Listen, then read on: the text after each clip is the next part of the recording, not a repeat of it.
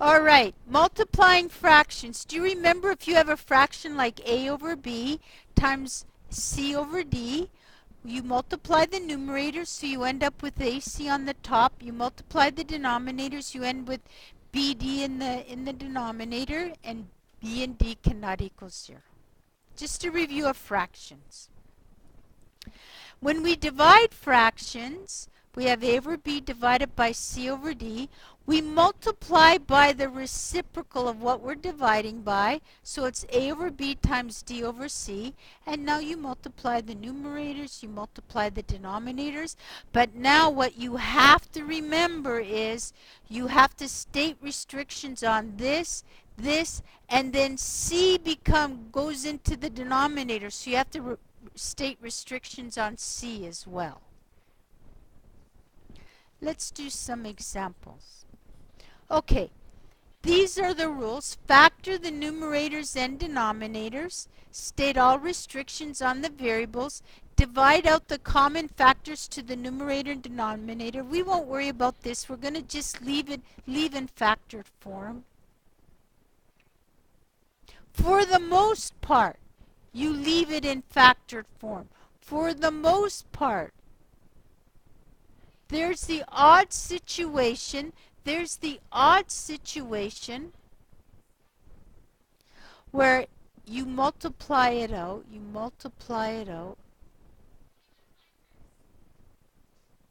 To see if you can factor further.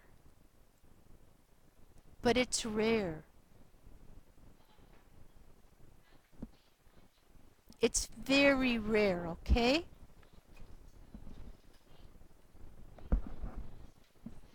All right. So here we have a rational expression, We're multiplying. So basically, there's nothing here to divide out. So we have x minus 3, x plus 2 over x plus 1, x minus 5. Again, nothing to divide out.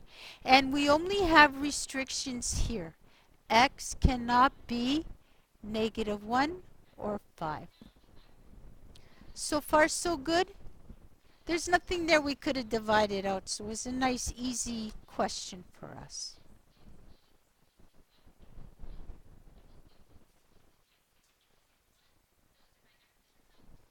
Okay, here we have x, a difference of squares, right? We have a perfect square separated by a minus sign.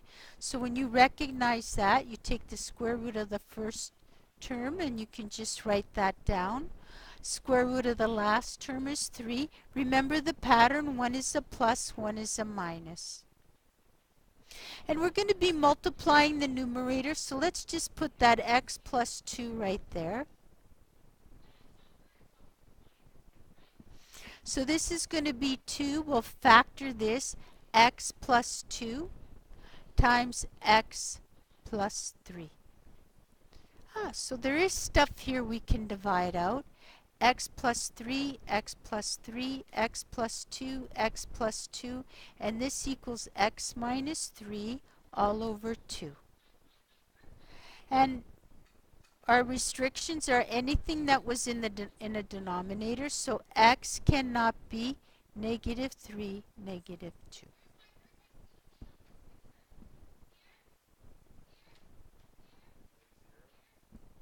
Huh? Can x be 0? Yeah. Yeah, 0 plus 2 is 2, 0 plus 3 is 3. So that's okay.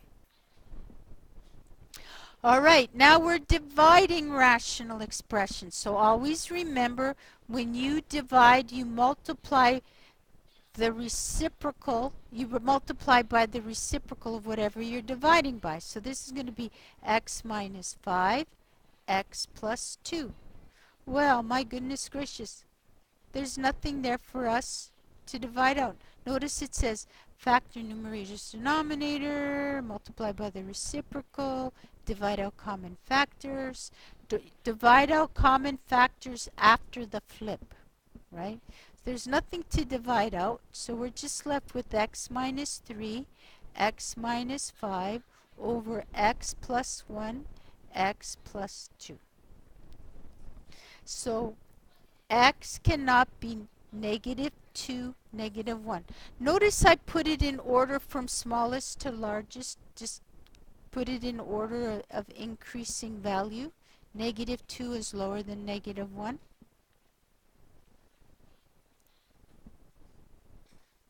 So far, so good? Yeah? Okay. This one's a little bit more complicated. We have, oh, a perfect trinomial square. It's important to remember that, especially for your test, okay? Let's check. 2 times the square root of the first term times the square. This is just rough work you do on the side. That equals 2 times x times 2. That equals 4x. There's our middle term, right? We don't worry about the sign. So once you recognize this is the middle term, it is a perfect, I guess we call it perfect square trinomial, perfect trinomial square, whatever you prefer. So then it's easy to factor. We have square root of the first term, square root of the last term, right? Square root of first term, square root of the last term. Since that's a minus, these are minus.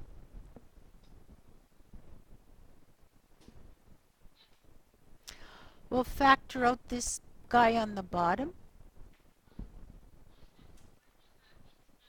Just take out the greatest common. Now we're going to multiply by the reciprocal. So let's factor this guy goes on the top, and this guy will go on the bottom, right? Because we're multiplying by the reciprocal.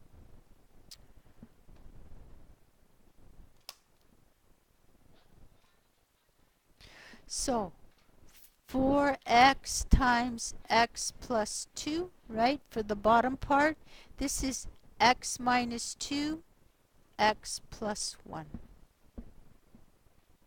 Now we divide it out because we're multiplying by the reciprocal, so this is the point where you divide things out.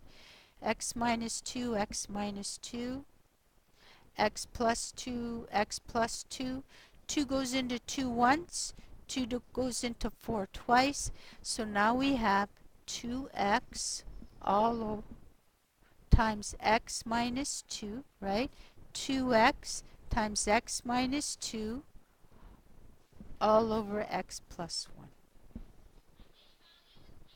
Can I explain anything? Did I cross out too early?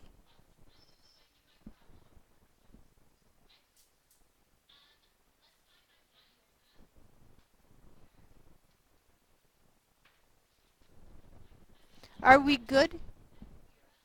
Can I explain anything better? Yeah. Yes.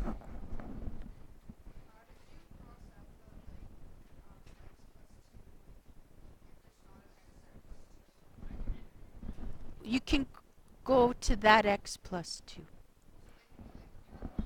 Yeah. Because see this line here? This line is equivalent to x minus 2, x minus 2, 4x, x plus 2 all over, right? And that's 2x plus 2, x minus 2. This and this is equivalent. So now you got it. You go this, this. Oh, that should not have been crossed out. We have to keep that guy in there, right? X minus 2, x minus 2, 1, 2.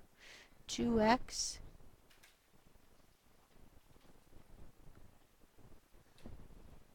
Okay? Yes, Dima. Yeah.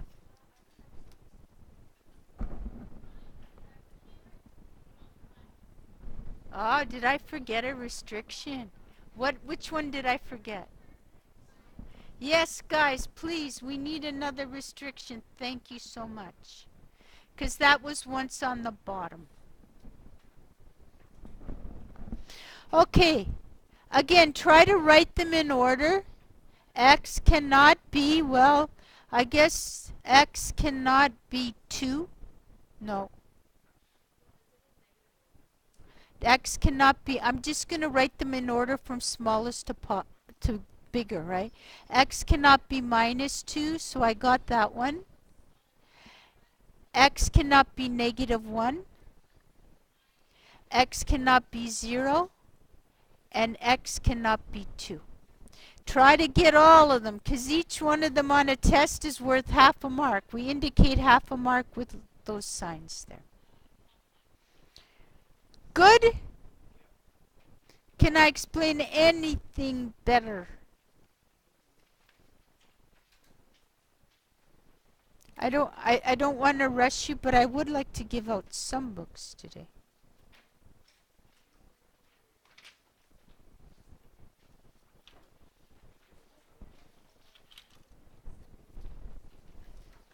Okay, let's continue. Just some more practice. X plus 1, x plus 4, x plus 4, x minus 2. Do you guys think you could do these on your own and I can start giving out books? Or would you like me to do more examples? Do more, okay.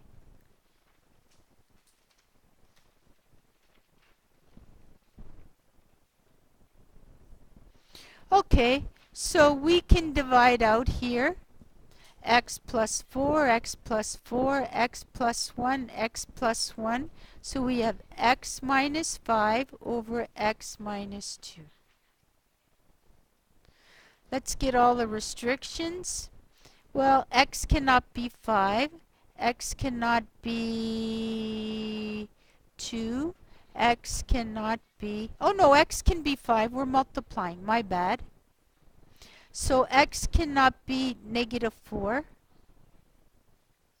x cannot be negative 1.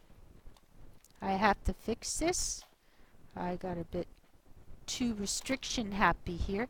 X cannot be negative 4, x cannot be negative 1, x cannot be 2. Good?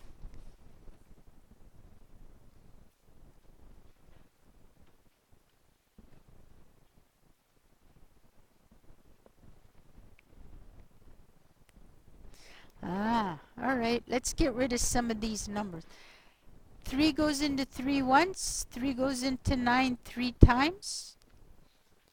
4 goes into 4 once, 4 goes into 8 twice. So we actually have a 3 over 2, right? Let's see. This is the same. Do you agree that x squared, I hope you guys remember your exponents, right? X squared divided by x to the 4th, those divide out. So on the bottom we're going to have x squared. Here we have y do we have to do this? All over y.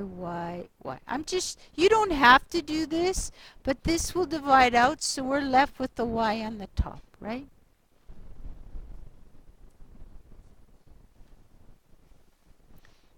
What are our restrictions? Huh? X, well, you can't just say 0. If you write this on a test, you're going to lose your marks. You have to say x cannot be 0. Anything else? Perfect.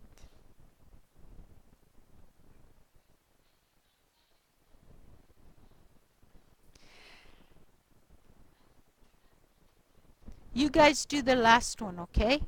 I will give you the final answer all the way down here so you can check your work. We'll take it up if we need to.